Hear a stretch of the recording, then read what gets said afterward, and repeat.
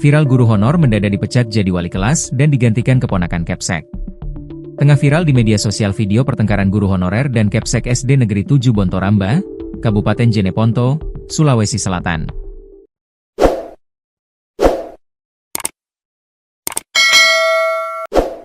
Pertengkaran ini dipicu protes seorang guru honorer yang diganti secara tiba-tiba oleh keponakan Kepsek sebagai wali kelas pada Sabtu, 10 Januari 2026. Guru honorer yang mengalami itu bernama Ayu Sri Kurnia, 25, S. Sedangkan si kepala sekolah atau Kepsek bernama Hajrah. Dalam video, tampak Ayu memprotes keputusan kepala sekolah yang mengganti dirinya sebagai wali kelas 1 tanpa pemberitahuan. Posisi tersebut diberikan kepada keponakan kepala sekolah yang baru diangkat sebagai pegawai pemerintah dengan perjanjian kerja, PPPK, paruh waktu. Protes itu berujung pengusiran dan pernyataan pemecatan di hadapan guru lain. Saya cuma protes karena saya dipecat secara tiba-tiba dan tidak ada pemberitahuan sebelumnya dan saat saya protes saya malah diusir dan dipecat, kata Ayu Sri Wahyuni, Kamis, 15 Januari 2026, melansir dari kompas.com. Viralnya video tersebut membuat Dinas Pendidikan dan Kebudayaan, Disdikbud, Kabupaten Jeneponto turun tangan. Guru honorer dan kepala sekolah kemudian dipertemukan dalam mediasi yang dipimpin pelaksana tugas Kepala Disdikbud Jeneponto pada Senin, 12 Januari 2026. Mediasi dilakukan di rumah kepala sekolah dan berujung penyelesaian secara kekeluargaan. Ayu kembali mengajar dan tetap menjabat sebagai wali kelas 1 sambil menunggu keputusan resmi dari dinas. Kami sudah lakukan mediasi dan mereka saling memaafkan dan tidak ada pemecatan. Mungkin saat itu keduanya sedang tersulut emosi sehingga ada kata-kata yang seharusnya tidak diucapkan karena emosi, kata Basri, PLT Kepala Disdikbud Jeneponto. Basri menjelaskan, polemik tersebut terjadi di tengah belum jelasnya regulasi teknis penempatan PPPK sebagaimana diatur dalam Undang-Undang Nomor 20 Tahun 2023. Kami masih menunggu regulasi Undang-Undang Nomor 20 Tahun 2023 dan sampai saat ini kami masih memberikan ruang kepada guru honorer untuk tetap mengajar dan memegang jabatan sebagai wali kelas, ujarnya. Sementara itu, Kepala SD Negeri 7 Bontoramba, Hajrah, membantah tudingan kepentingan pribadi dalam pergantian wali kelas. Ia menyatakan keputusan tersebut semata-mata mengikuti aturan yang ada. Kami sudah saling memaafkan dan semuanya kembali berjalan normal sebagaimana sebelumnya. Saya juga tidak memiliki kepentingan pribadi dalam kasus ini, kata Hajrah. Berikut adalah 10 fakta terkait polemik guru honorer dan kepala sekolah di Jeneponto. 1. Identitas guru honorer dan kepala sekolah yang terlibat. Kasus ini melibatkan seorang guru honorer muda bernama Ayu Sri Kurnia yang berusia 25 tahun.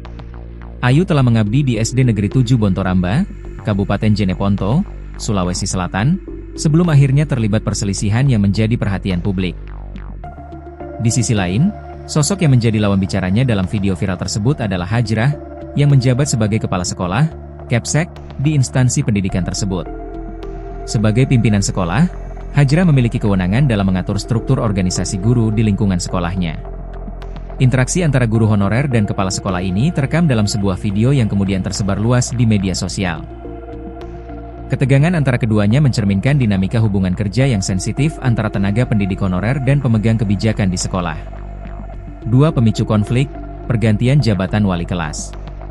Konflik ini meledak pada Sabtu, 10 Januari 2026, yang dipicu oleh keputusan mendadak pihak sekolah untuk mengganti posisi Ayu. Ayu Sri Kurnia secara tiba-tiba dicopot dari jabatannya sebagai wali kelas 1 tanpa adanya koordinasi atau pemberitahuan awal. Hal yang membuat Ayu merasa keberatan dan melakukan protes adalah latar belakang penggantinya. Posisi strategi sebagai wali kelas tersebut diberikan kepada seorang guru baru yang diketahui merupakan keponakan dari sang kepala sekolah, Hajrah. Kecurigaan akan adanya praktik nepotisme muncul karena pergantian tersebut dilakukan dengan sangat cepat dan terkesan tertutup. Perasaan tidak adil inilah yang mendorong Ayu untuk mengonfrontasi Hajrah secara langsung di lingkungan sekolah hingga terjadi pertengkaran hebat. 3. Status pengganti sebagai PPPK paruh waktu. Sosok keponakan kepala sekolah yang menggantikan posisi Ayu ternyata baru saja menyandang status sebagai pegawai pemerintah dengan perjanjian kerja, PPPK, paruh waktu. Pengangkatan status kepegawaian ini menjadi dasar bagi pihak sekolah untuk menempatkannya di posisi wali kelas. Status PPPK paruh waktu sendiri merupakan skema kepegawaian baru dalam struktur birokrasi Indonesia. Secara administratif, penempatan pegawai dengan status ini memang seringkali diprioritaskan dibandingkan dengan tenaga honorer murni dalam pembagian tugas mengajar. Namun, Transisi penempatan ini menjadi masalah karena dilakukan tanpa manajemen komunikasi yang baik.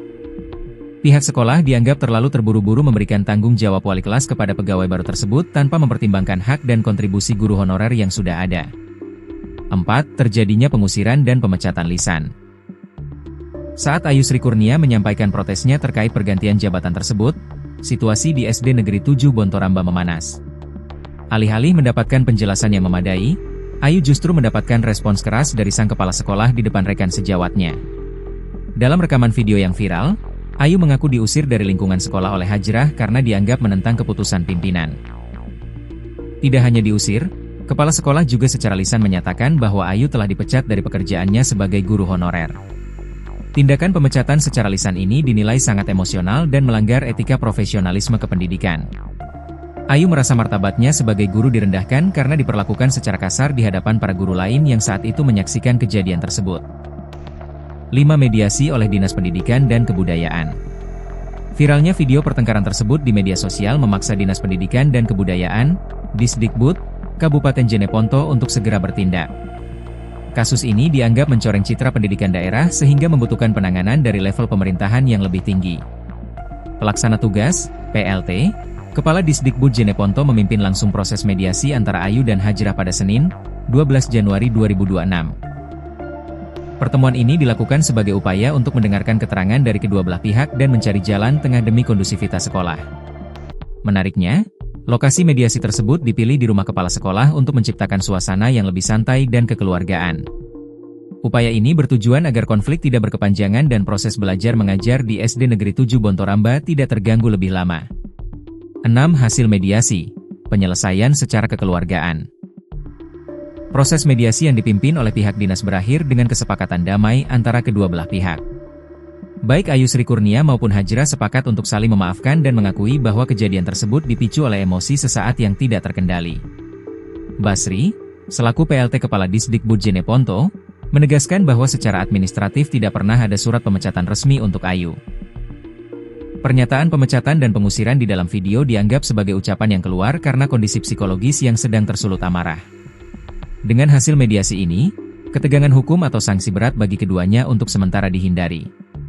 Penyelesaian secara kekeluargaan ini diharapkan menjadi akhir dari polemik yang sempat memicu perdebatan mengenai hak-hak guru honorer di Jeneponto. 7. Status Ayu kembali mengajar sebagai wali kelas. Pasca mediasi dilakukan, Ayu Sri Kurnia dipastikan tetap memegang pekerjaannya sebagai tenaga pendidik di sekolah tersebut. Ia tidak kehilangan posisinya sebagaimana kekhawatiran yang muncul saat video pengusirannya pertama kali beredar. Bahkan, Ayu kembali diberikan kewenangan untuk menjabat sebagai wali kelas 1 di SD Negeri 7 Bontoramba. Keputusan ini diambil agar transisi pengajaran tidak membingungkan siswa dan memastikan Ayu tetap mendapatkan ruang untuk mengabdi sesuai dengan keahliannya. Status Ayu sebagai wali kelas ini akan tetap dipertahankan setidaknya hingga ada keputusan resmi lebih lanjut dari Dinas Pendidikan. Hal ini memberikan kepastian bagi Ayu bahwa ia masih diakui sebagai bagian penting dari sekolah meskipun sempat mengalami konflik dengan atasan. 8. Masalah regulasi UU Nomor 20 Tahun 2023. Basri menjelaskan bahwa polemik yang terjadi sebenarnya berakar dari ketidakjelasan implementasi regulasi teknis di lapangan.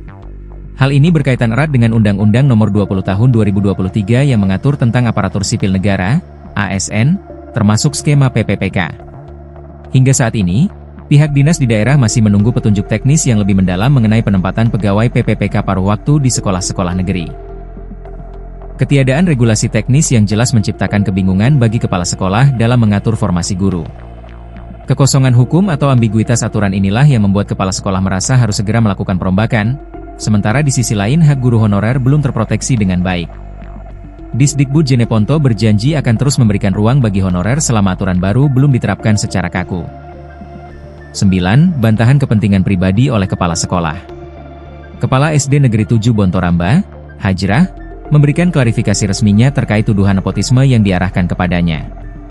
Ia membantah keras bahwa penunjukan keponakannya sebagai wali kelas didasari oleh kepentingan pribadi atau ikatan kekeluargaan semata.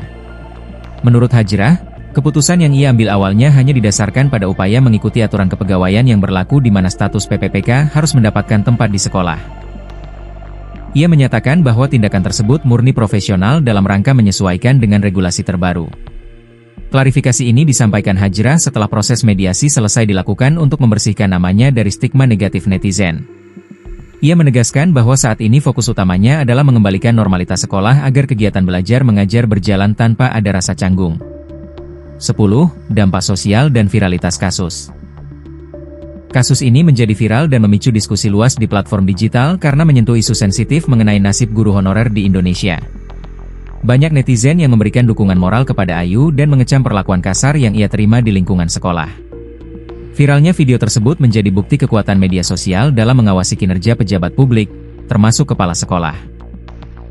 Jika video tersebut tidak tersebar, kemungkinan besar nasib Ayu untuk tetap mengajar dan mendapatkan mediasi dari dinas tidak akan berjalan secepat ini.